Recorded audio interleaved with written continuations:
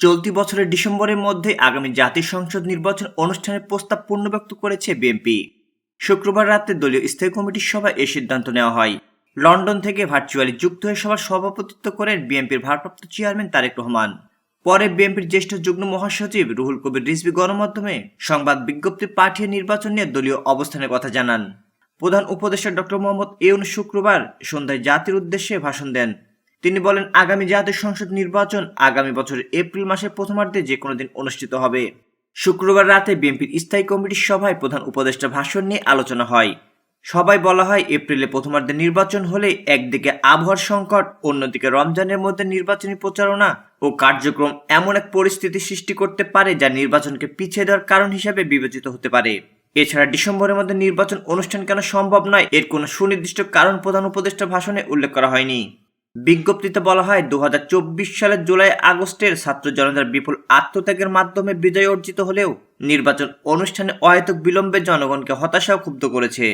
এই সভা রমজান, মাধ্যমিক ও উচ্চ মাধ্যমিক বা সমপর্যায়ের পরীক্ষা এবং আবহাওয়া ইত্যাদি বিবেচনায় ডিসেম্বরের মধ্যে নির্বাচন অনুষ্ঠানের প্রস্তাব পূর্ণব্যক্ত করেছে। নির্দলীয় নিরপেক্ষ অন্তর্বর্তী সরকার একটি ঐক্যমত্য প্রতিষ্ঠার কথা বললেও একটি বিশেষ রাজনৈতিক গোষ্ঠীর দ্বারা প্রভাবিত হয়ে সিংহভাগ রাজনৈতিক দলের মতামত অগ্রাহ্য করে নিজেদের নিরপেক্ষতাকে যেভাবে প্রশ্নবিদ্ধ করেছে, তাতে অবাধ ও নিরপেক্ষ নির্বাচনের সম্ভাবনা নিয়ে দেশের জনগণ সঙ্গতভাবে শঙ্কিত হতে পারে বলে সভা মনে করে।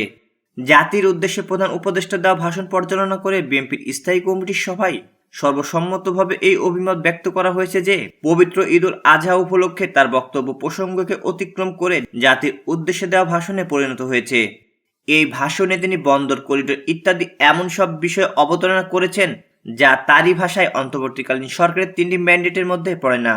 ভাষণে তিনি শব্দ চয়নে রাজনৈতিক ভব্যতার সীমা অতিক্রম করায় সবাই ক্ষোভ প্রকাশ করা হয়। এদিকে মির্জা ফখরুল আহমেদ বলেন, এপ্রিলে নির্বাচনের তারিখ ঘোষণায় জাতি হতাশ।